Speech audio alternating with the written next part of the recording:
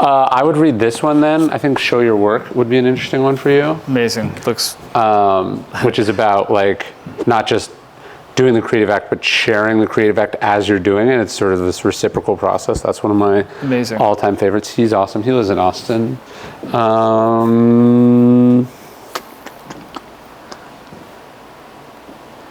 What else do we have? What are you into these days? What do you like? My head is all over the map right now between just like some really crude cartoons to going back and wanting to read Catcher in the Rye for the 5 millionth time. Okay. Have you read This Boy's Life? It's not... Is that going to be over there, or is it in memoirs? It's technically not a memoir, but I think it's better than Catcher in the Rye because Holden Caulfield's a little shit. I like this one better. You think he's a little shit? Yeah, I think he sucks. Really? Are you not a fan of Catcher in the Rye? I mean, I like Catcher in the Rye. I just don't like Holden Caulfield. Like, I don't know. It struck me as like an annoying little brat. Really? That was always my read. Yeah. Interesting, because I always thought he was just couldn't get out of his own way. Yeah. And just like struggled with the world around him. And yes, he did some like shitty things. But that's so interesting to hear. So Tobias Wolff's a great novelist, and then it's like a fictionalized version of his childhood. I think I like him better than Holden Caulfield. Fascinating. Can't wait to see. Let's see, what else would I do? I'll tell you a book that really fucked me up as a kid. Yeah. Maybe it was Johnny Got His Gun. Oh, yeah, sure. Let's see, we have some good. You want another book like that? I mean, that, for whatever reason, my mom exposed me to late 70s Woody Allen, Cheech and Chong, and Johnny Got His Gun. That's dark. As like a, that's the movie that's in the music video for Metallica's One. Right. Yeah. And so once I connected those dots as I got into Metallica and Megadeth, and so I was like, I just saw Megadeth last weekend. How were they? Or last week. They were really good. They were good. I don't want to say they were really good. The music was good. He did not seem like he was having any fun. He does not seem like a fun person. Yeah, no, I was going to say, did he ever seem like he was having a lot of fun up there? I don't know. I guess I don't know. It seemed like, I would categorize it as relatively joyless. Yeah. Which, like, I guess for people who don't listen to heavy metal would think that's par for the course. But, like, it was different. It was like, it felt like it was like kind of going through the motions. Yeah. Like, it didn't seem like he enjoyed being up in front of people doing the thing. It was weird. Yeah, that kills it. I saw them 1997 or 8. Oh wow! In like just north of New York City, in this tiny little maybe 1,200 person thing. Wow. Korn opened for them, so maybe it was even earlier. Maybe it was more like 95 or 96, and it was, but same thing. Where it was kind of like, I'm just here, and I'm still bitter that I got kicked out of Metallica. Yeah. I wrote about that in Ego is the Enemy, and I was talking to Mark Manson about it, because he wrote about, we were writing books at the same time about very different topics, and somehow we both have chapters on Dave Mustaine. And the books came out within like 2 weeks of each other, which I thought was hilarious. But yeah, it was strange. Like, you would think you'd be like, hey, like, he was probably playing in front of 15,000 people. Yeah. You'd think he'd be like, I'm still here. I'm playing in front of 15,000 people. Yeah. I'm one of the best to ever do it. Yeah. But I guess it's really hard if you're like, but I could be in Metallica. That would just be, you could never unthink that. Yeah. You see a lot of live music?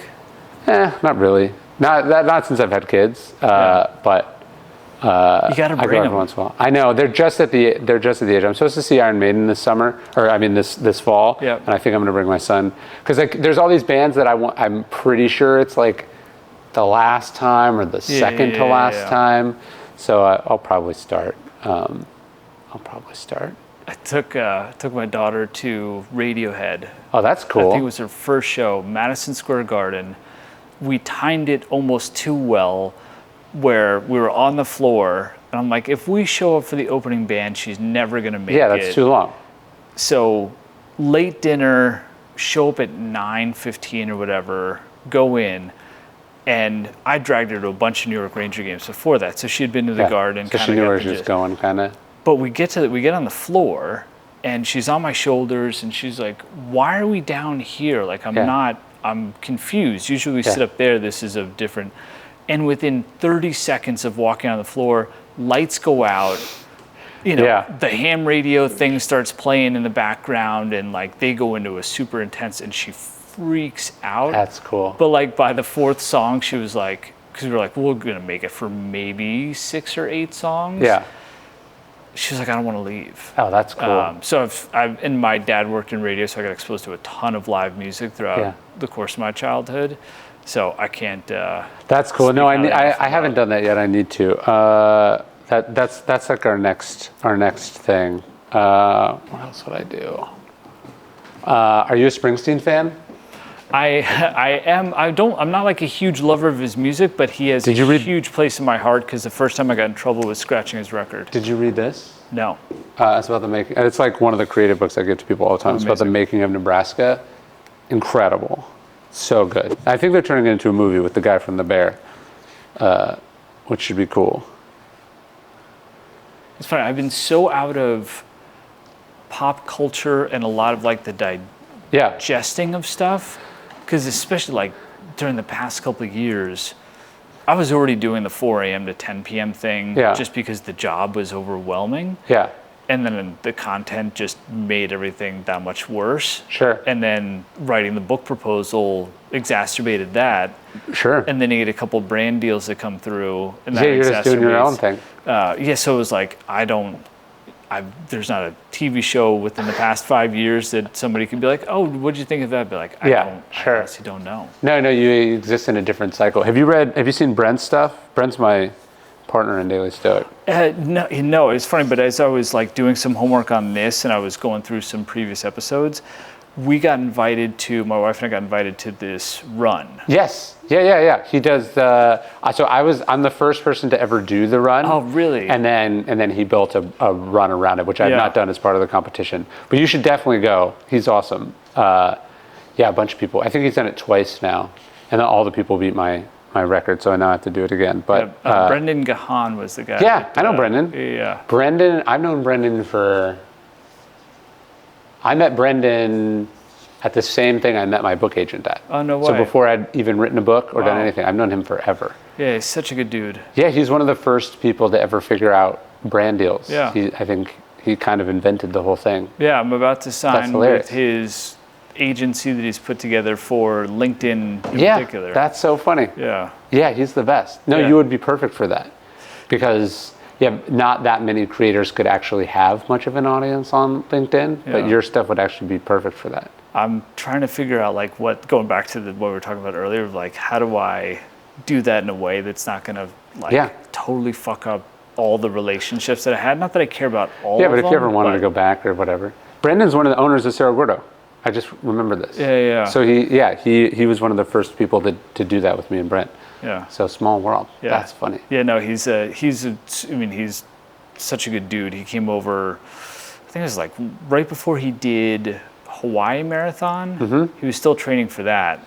And he was cool enough to come over. I love when people that are faster than me, which is most people, are still cool to like come and hang out and go for a run and do the whole Brooklyn Run experience. No, he's the best. Did you run today?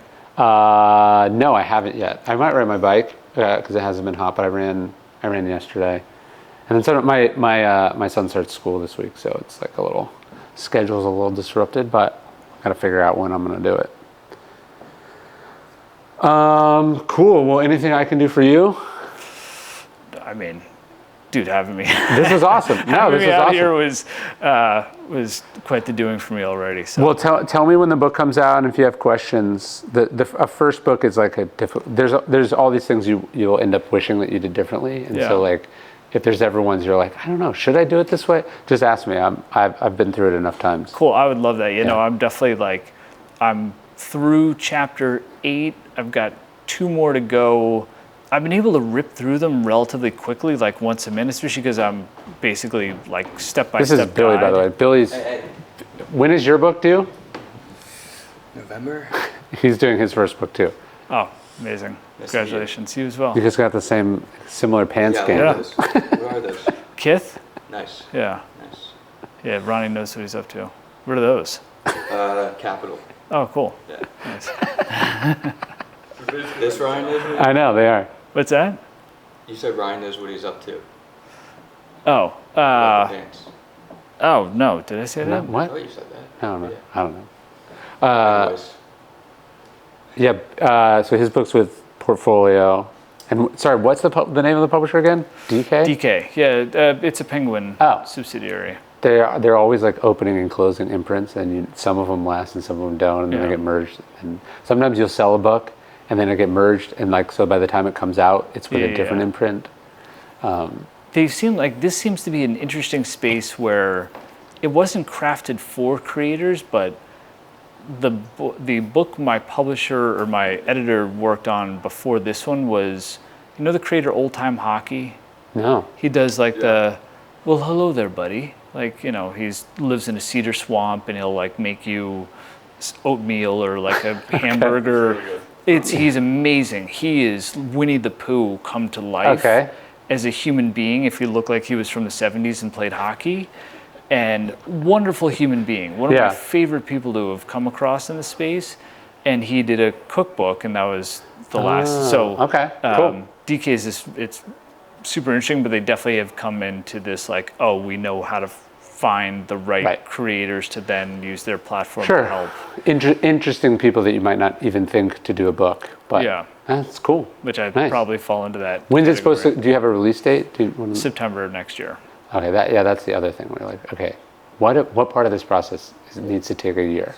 But it does. Yeah, it's been for a while. It's like I've spent so much time unwinding myself from the company the right way, the way that you were describing from your situation as well, that I was like, oh shit, now I've got all of this writing to do, but I can plow through a chapter in a day if I have the solitude and the silence. But yes, there is this tremendous amount of. So the one piece of advice I give is that, okay, so your book does not need to even be close to done when you turn it in. Yeah. They just want to see that something exists. Yeah.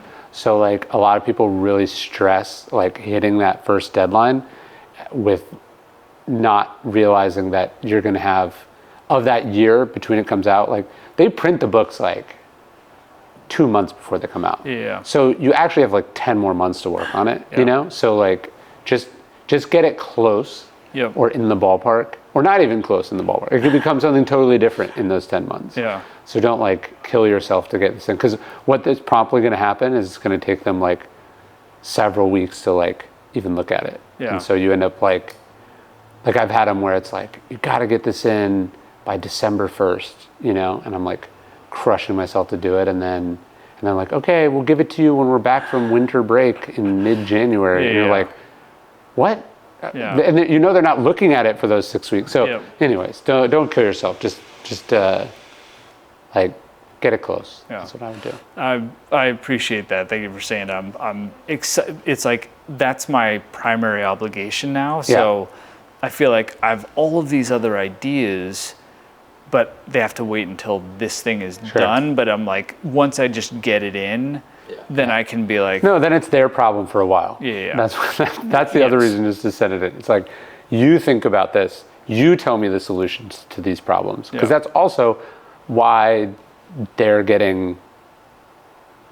If it works, they make a lot more money than you do. Yeah. So like they should have to do a lot of the work. Mm-hmm. That's been interesting to see like working on yours, where my like involvement stops at a point, and then you do like a lot more work on it, and then when I see it, the physical copy, it's like I don't recognize the book. Yeah, because it's being remade several times. Interesting. And like, I see it in like what is a final draft in a Word document, and then when I see it in physical copy, it's like a new book to me.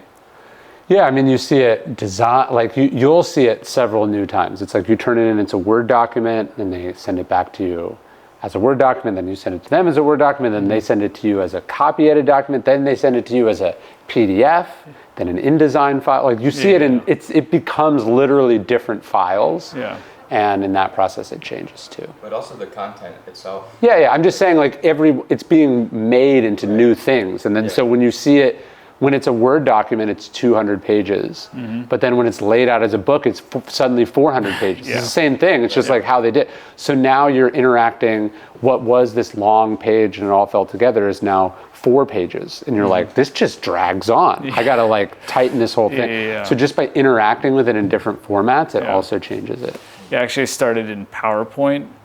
Okay. Because it is literally like a step-by-step guide to a certain extent of how to get addicted to, and so it helped me to take it out of the initial here's what I submitted, so that Park and Find, who I used as a literary agency, would and then to like strip it back down and be like, I need to go hardcore corporate nerd here for a minute and just lay it out so like bullet point wise I think it makes sense. And now I'm back into the Word doc phase of it all, and that feels like I'm just blinded by white and black on the screen that makes my brain numb. And then my mother-in-law is talking about backgammon, and I'm like, what the hell was I just thinking? And what did I write 20 minutes ago? And that's funny. I read a lot. It's sort of my job. You can't write without reading. For almost 15 years now, once a month, I send out an email with my favorite book recommendations for that month.